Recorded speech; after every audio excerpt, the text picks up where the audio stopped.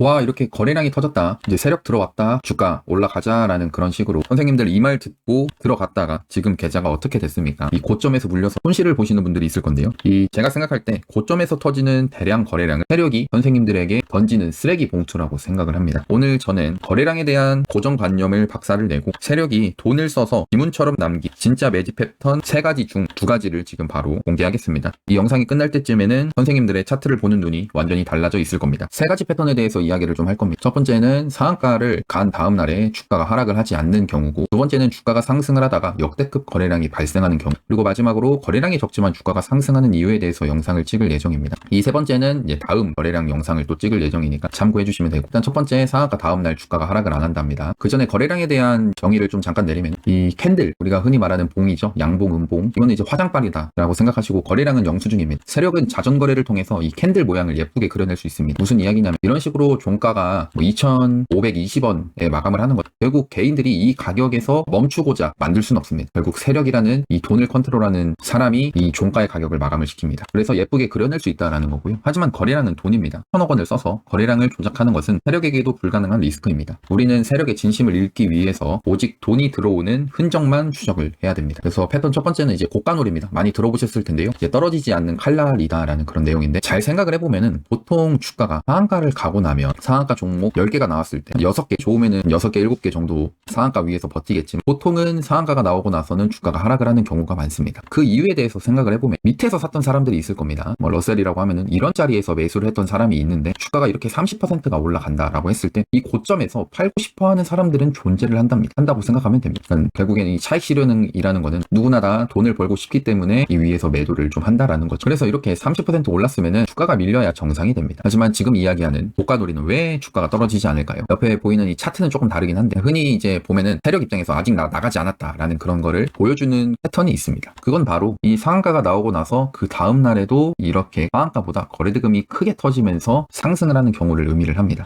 조금 더 보기 쉬우라고 다른 차트를 좀 가져왔는데, 이렇게 상한가가 만들어지고 나서 보통의 종목들은 이렇게 차익 실현 매물 때문에 하락이 나오기 마련이다라는 겁니다. 하지만 상한가 다음 날에 오히려 거래대금이 더 크게 터지면서 주가가 상승을 하는 이런 모습을 볼 수가 있습니다. 도대체 이런 모습은 왜 나올까요? 그거는 바로 이 상한가가 나온 다음 날에 또 이슈가 계속 있기 때문입니다. 예를 들어서 이 이닉스라는 종목이 상승을 했던 이유는 이 전기차 관련된 이슈로 해서 상한가를 갔었습니다. 그런 다음 날 이 전기차 이슈가 다음 날에도 그 이슈가 계속 유지가 되면서 이 밑에서부터 사고 싶어하는 개인들이, 그러니까 상한가를 갔으니 다음 날 사고 싶어하는 개인들이 이 종목을 계속 사려고 매수를 하려고 하는 겁니다. 그리고 이거를 도움을 또 주는 거는 또 세력입니다. 세력 입장에서도 이렇게 이슈가 있는 종목들을 가지고 주가를 조금만 지켜주면은 개인들이 알아서 따라서 붙어주는 그런 모습을 만들어줍니다. 그래서 우리가 이제 생각을 해봐야 될 거는 왜 상한가 다음 날에도 거래대금이 더 많이 터졌을까? 상한가보다 더 많이 터졌을까에 대한 그런 부분을 좀 초점을 두고 매매를 해야 됩니다. 그래서 이제 전자책을 작성했던 걸 좀 보면은 이제 가장 이제 강력한 종목 선정을 하는 기준입니다. 내가 매수를 했을 때 매수 기준 내에 반등이 나오는 종목을 저는 강한 종목이다라고 말하고 싶은데요.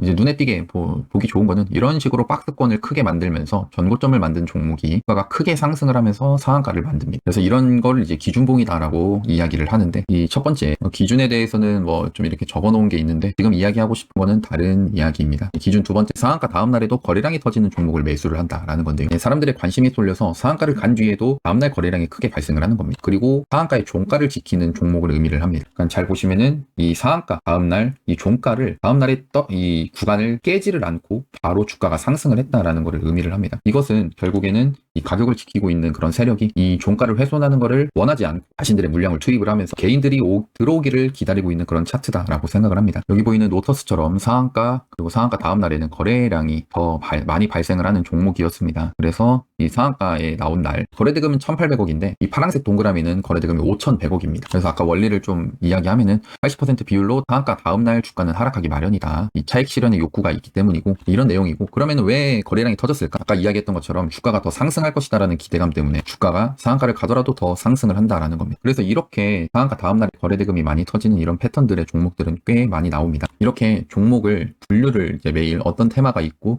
이런 것들을 분류를 해두시면은, 예를 들어서 상한가가 나온 종목, 이런 종목이 있다. 하이드로 리튬이라는 종목이 있다. 그러면 이 종목은 이제 음봉이지만 그래도 상한가 나오고 나서 그 다음날 이렇게 음봉 거래대금이 많이 터지는 이런 모습을 볼 수가 있습니다. 상한가 다음날부터 이런 종목들을 모아가지고 그냥 심플하게 접근을 하면은 그럼 여기서 세력들의 돈이 많이 들어갔으니까 이런 저점 구간을 손절 잡고 매매를 해볼 수 있지 않을까? 예를 들어서 이런 식으로 4등분선 그어가지고 4등분선 그어서 여기가 저점이 깨지면은 손절을 하고, 그게 아니라면 이 위에서 매수를 해서 주가가 올라가는 거를 한번 기다려서 수익을 내볼 수 있지 않을까라는 그런 방식으로 접근을 해볼 수가 있습니다. 그래서 이런 부분에 대해서 제가 또 따로 영상을 찍어 놓은 게 있는데 그건 오른쪽 위에 있는 영상을 한번 참고하시면 좋을 것 같고요. 그래서 결론은 이렇게 상한가가 나오고 나서 이 차익 실현의 욕구를 이겨낸 그런 종목들을 가지고 이 세력의 의도를 좀 파악을 해보자라는 겁니다. 두 번째 패턴은 주가가 하락을 하다 역대급 거래량이 발생을 하는 패턴에 대해서 이야기를 할 건데요. 이게 주가가 상승을 하다라고 적었는데 이건 수정했습니다. 그래서 저는 이거를 황금 매집봉이라고 이야기를 합니다. 차트를 좀 보면서 이야기를 하면은 이렇게 상승을 하던 이런 종목들이 있습니다. 뭐 상한가를 가고 뭐 이렇게 계속 상승을 하는 종목들이 있죠. 하지만 이런 종목들도 결국 시간이 지나면은 점점 하락을 하기 마련입니다. 이렇게 점점 주가가 하락을 하게 되는데요. 그럴 때 특징은 점점 거래량이 이렇게 줄어드는 거를 볼 수가 있습니다. 이 이야기는 왜 거래량이 이렇게 줄어들까라고 봤을 때는 주가가 상승을 할 때는 분명 세력의 물량이 존재를 할 겁니다. 하지만 이 세력의 입장에서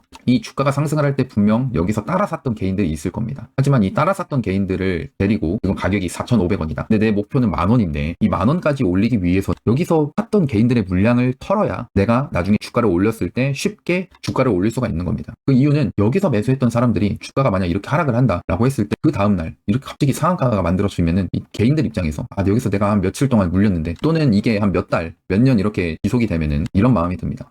본전가까지 오면 또 매도해야겠다라는 그런 마음이 들면서 결국 여기서 주가를 세력 입장에서 올리고 싶어도 이런 자리에서는 주가를 자신들의 돈을 더 써야 된다라는 겁니다. 왜냐하면 여기 위에서 물려있던 사람들의 물량을 사줘야 되기 때문이죠. 그래서 일부러 주가를 이렇게 올려놓고 이 세력들은 자신들의 물량을 정리를 하지 않습니다. 일부러 그냥 이 조정의 두 가지 패턴에 잠깐 이야기를 하면 가격 조정은 흔히 말하는 주가가 하락을 하고 있다라고 생각을 하면 됩니다. 주가를 하락시켜서 개인들의 물량을 정리하는 게 목적인데 지금 이런 겁니다. 일부러 주가를 점점 하락을 시키는 거를 의미를 합니다.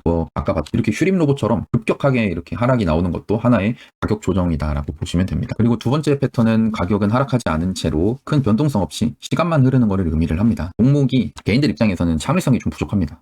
다들 생각해 보시면 아시겠지만 내가 매수를 한 다음날 바로 상승을 해야 된다라는 그런 생각을 좀 많이 가지고 있으실 겁니다. 그래서 종목이 더 이상 올라가지 않는다라는 걸 확인을 하면은 개인 입장에서 매도 또는 손절을 할 수밖에 없습니다. 그래서 이렇게 일부러 주가가 하락을 하지 않더라도 그냥 크게 상승을 시키지 않고 그냥 옆으로 이렇게 기어가는 행보를 하는 그런 모습들도 많이 만들어줍니다. 그래서 이런 것들이 이제 세력들이 개인을 털기 위한 패턴 과정인데 이렇게 하락을 갑자기 하다가 시간이 지나고 보면은 갑자기 평소에 터졌던 이런 상한가 거래량보다 이렇게 거래량이 많이 터지는 날이 발생을 합니다. 이런 식으로 거래량이 많이 터지는 거를 발생을 하는, 저는 이런 거를 이제 황금 매집봉이다라고 생각을 합니다. 그렇게 이야기를 하는데요. 그 이유는 심플하게 생각해서 이 위에서 개인들의 물량이 점점 이렇게 하락을 하면서 많이 털렸다라고 생각을 하고 세력 입장에서는 아까 이야기했던 이 10,000원이라는 고지를 향해서 올라가려고 하는 겁니다. 그럼 그 과정에서 표출이 되는 것이 이 거래량입니다. 이 거래량은 속일 수가 없는데 아까 이야기했던 것처럼 다시 한번 자신들의 돈을 써서 주가를 상승을 시키는 이것은 결국 이 세력이 그리는 과정 속에서 나오는 움직임인 겁니다. 그래서 저는 이런 패턴이 나오면 이것도 마찬가지로 이렇게 4등분선 긋고 이 거래대금이 가장 많이 터졌던 이런 구간에 저점 구간이 있을 겁니다. 그러면은